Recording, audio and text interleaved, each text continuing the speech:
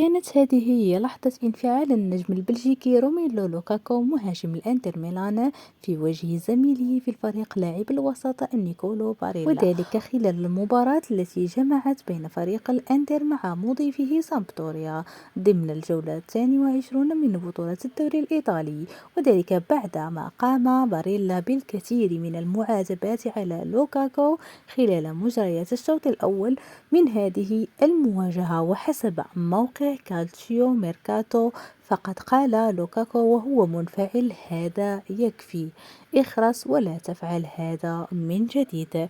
لقطة اللاعب لوكاكو أثارت ضجة كبيرة في مواقع التواصل الاجتماعي وتفاعل معها عشاق كرة القدم. لا تنسوا الإعجاب بالفيديو والاشتراك في القناة ليصلكم كل جديد.